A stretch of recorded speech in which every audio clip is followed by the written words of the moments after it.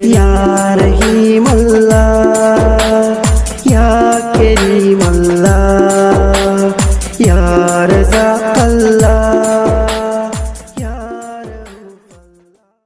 আসসালামু আলাইকুম।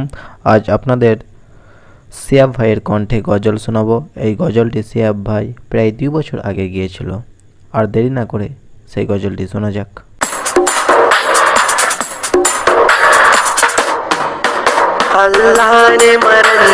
মাশাআল্লাহ সিয়াব ভাই।